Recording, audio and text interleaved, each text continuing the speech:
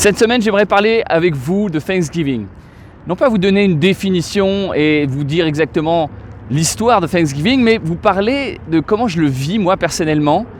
Giving thanks, avoir de la gratitude et pourquoi, à mon sens, c'est extrêmement important dans la vie de chacun. C'est pas juste quelque chose qui se vit aux États-Unis, c'est quelque chose qui se vit tous les jours, tout au long de l'année, et pas seulement d'ailleurs sur un week-end, et aussi pour ceux qui nous regardent depuis l'Europe, depuis la France. Je pense que c'est quelque chose qu'on voit ici qui est hyper important, mais qu'on voit aussi partout dans le reste du monde. Thanksgiving, giving thanks, c'est cette idée, à mon sens, d'avoir de la gratitude et de la considération positive, dirait l'un de nos professeurs, Dennery, qui se reconnaîtra, la considération positive dans la vie de tous les jours, auprès de ceux qu'on aime, auprès de ceux avec qui on travaille et de ceux qu'on côtoie dans la vie de tous les jours. À mon sens, c'est parfois ce qui manque dans notre vie, à tous, dans notre capacité à apprécier les petits moments de la vie, les grands moments de la vie, et toutes ces choses qu'on finalement prend pour acquis. J'ai l'impression que c'est ce qu'il y a de pire de prendre des choses pour acquis. Rien n'est acquis. Notre santé n'est pas acquise, ceux qu'on aime, nos proches, personne n'est acquis. Comme dirait mon chanteur préféré, Renaud, on reconnaît le bonheur au bruit qu'il fait quand il s'en va. Et pour moi, ça a fait un boucan d'enfer. Le bonheur, on ne le voit pas forcément. On le reconnaît au bruit qu'il fait quand il s'en va parce que quand on ne l'a plus, quand il part, quand il disparaît, c'est à ce moment de souffrance qu'on se rend compte à quel point il était important. Mais quand il était là en face de nous, on ne se rend pas forcément compte de cette chose-là. Alors les mots de cette chanson, de cet album qu'il publie en plus après une période très difficile pour lui, ça a été des mots hyper importants moi dans ma vie, à des moments où je me suis rendu compte, vous sentez les émotions, mais de toutes les choses que j'avais dans ma vie qui ont pu disparaître et que j'avais pris pour acquis et qui m'ont fait très mal quand ils ont disparu, qu'ils sont partis. Et ça a été un peu le début de cette aventure pour moi des États-Unis quand je suis arrivé ici. Je vous passe les détails de l'histoire, mais vous comprendrez avec les émotions que voilà, il y a des choses qui me sont arrivées et c'était dur. Mais ce que j'ai pris comme leçon avant tout, c'est ça que je partage avec vous aujourd'hui, c'est que j'ai réalisé à quel point il fallait que je fasse attention à ces petites choses. Et c'est facile à dire, mais plus difficile à faire, mais ces petites choses de la vie de tous les jours, à toutes ces choses que je pensais acquises et qui ne le sont pas, pour en faire le maximum, le préserver, les cultiver, les apprécier. Donc pour moi, c'est ça, Thanksgiving. C'est giving thanks aux gens quand on les aime, leur dire, plus facile à dire qu'à faire, pas toujours évident de sortir de sa zone de confort et dire aux gens qu'on les apprécie. Mais c'est ça un petit peu l'objectif de ce week-end. On le voit alors parfois en entreprise. Les gens l'utilisent aussi dans le monde de l'entreprise, dans la vie personnelle. Mais je voudrais dire quelque chose parce que c'est souvent aussi quelque chose que je partage avec nos étudiants dans le cadre de Seagull. Des étudiants qui viennent gratuitement aux États-Unis ou qui payent parfois 150 € pour pouvoir venir aux États-Unis, tout frais compris, billets d'avion, hébergement. Et ça arrive qu'on ait des groupes, alors même que le citoyen français, le contribuable français est payé pour ses séjours, que ces étudiants arrivent à se plaindre de payer une petite somme d'argent. Alors, on peut débattre, mettez-moi des commentaires de haters si vous voulez, sur ces 150 et que l'éducation est gratuite en France, on ne devrait pas donner 150. Ok, très bien, mais imaginez-vous que dans la même situation, on a des étudiants américains qui déboursent $7 000, on va dire, allez, 6 500 €, pour faire la même chose. 6 500 € versus les 150, personne ne se plaint. Leur éducation à eux est à 30 000 à 50 000 € on va dire, par an. Ils sont endettés à hauteur de 120 000 € pour un bachelor, pas pour un master, 220 000 € pour un master, 220 000 € de dette pour un master.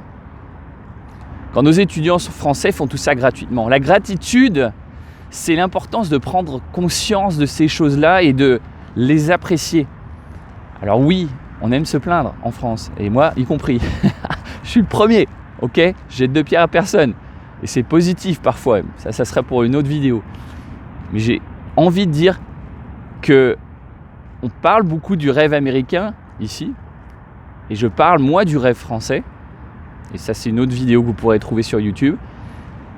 Mais j'ai envie de dire, ayez de la gratitude, prenez conscience pour cette chance que vous avez d'avoir de l'éducation gratuite au niveau du master. Les gens ne comprennent même pas ici.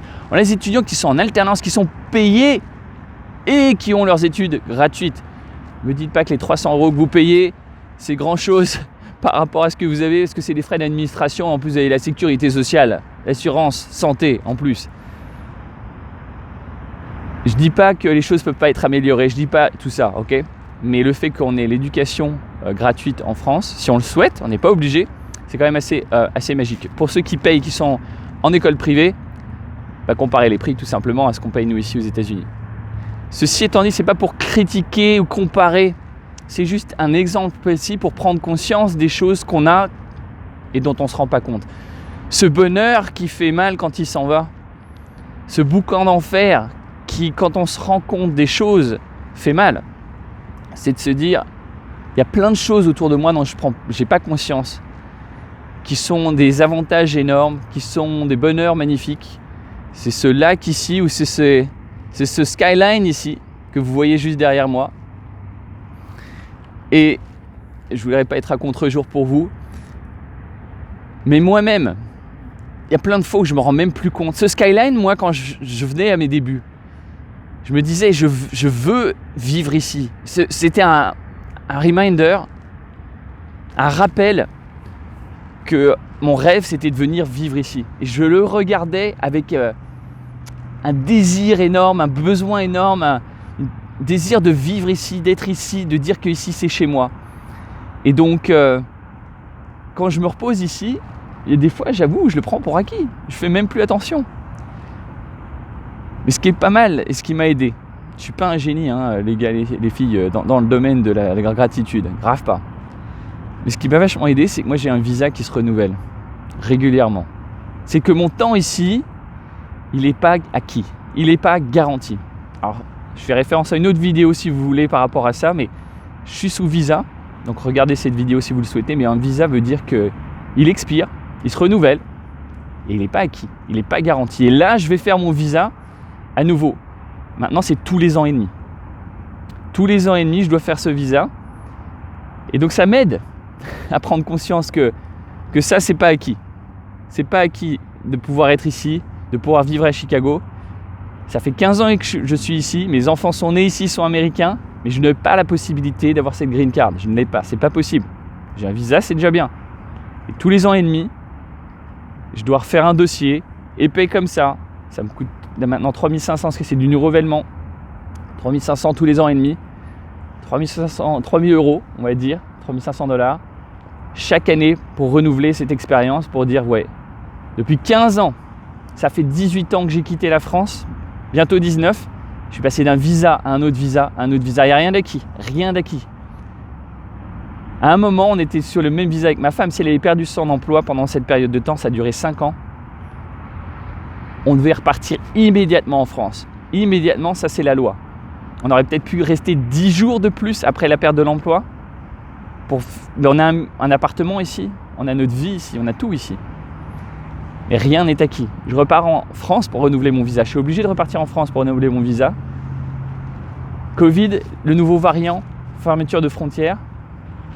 J'ai une copine, c'est Eliane, elle va se reconnaître dans cette vidéo.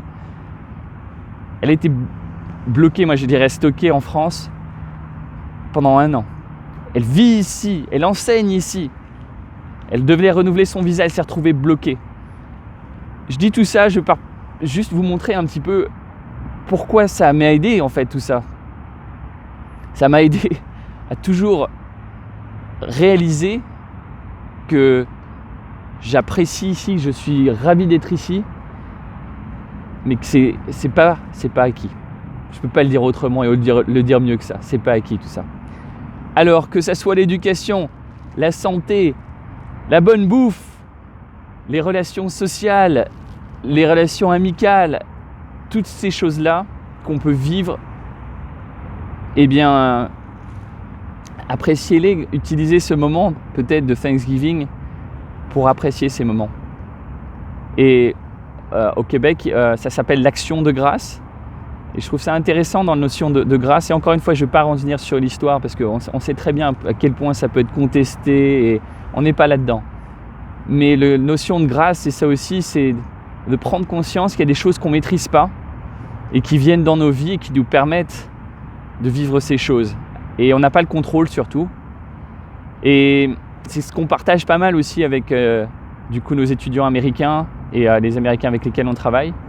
Mais cette notion de on peut pousser à l'américaine, pousser, mais aussi cette chose magique d'accepter, de réaliser, de prendre conscience, d'observer, tout simplement d'apprécier tout ce qu'on a. Je pense que c'est ça qui fait la richesse d'une vie et je le dis encore une fois, je vous le dis, je me le dis en même temps. On est bien d'accord que je ne suis pas un sage maître dans le domaine, mais quelque chose que je voulais partager avec vous et juste pour vous aider peut-être à réfléchir du coup à qu'est-ce qui dans votre vie peut avoir apporté cette notion de gratitude et cette sensation de gratitude. Et du coup, je vous recommanderais quelque chose que je fais moi-même tous les soirs. Surtout depuis, je le fais depuis 1 an et demi ou 18 mois en gros, depuis Covid, après tout ce qui m'est arrivé.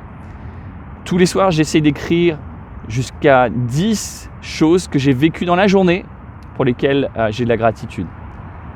Et je l'ai fait aussi pour le mois, là, c'était à la fin du mois, du coup j'ai fait ça pour le mois.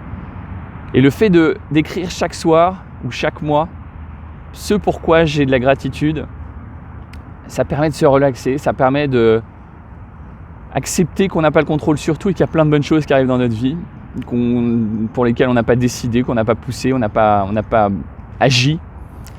Mais ça permet du coup à chaque fin de journée de se dire waouh, j'ai plein de chance et de regarder toutes ces choses-là. Et quand on les vit, du coup, on a plus de conscience. Parfois, je me dis ça, je vais le mettre ce soir, ça sera dans mon truc de gratitude. Ça me permet d'être dans le moment un peu plus. Moi qui suis tellement dans mes pensées, qui suis tout le temps à penser justement avec tous les challenges qu'on peut avoir, surtout au niveau du business, ça me permet d'être plus présent. Comme on dit en anglais, the present is the presence. Le présent, c'est la présence. Le présent, c'est la présence, c'est d'être là dans le moment et d'avoir ces moments d'appréciation. En espérant que cette vidéo vous soit utile, elle a duré plus longtemps que d'habitude, mais pour toi qui me regarde jusqu'à la fin, parce que je sais que vous êtes nombreux, eh bien, je vous invite à liker cette vidéo, commenter sur cette vidéo, et puis tout simplement mettre en pratique dans votre vie. C'est peut-être ces 10 points de gratitude à la fin de chaque journée, ou à chaque fin peut-être de semaine, ou à la fin de chaque mois. Et je vous dis aussi, si vous n'êtes pas encore abonné, abonnez-vous à cette chaîne, parce qu'on va continuer à mettre du contenu, j'espère, de valeur pour vous. Et je vous dis du coup à très bientôt.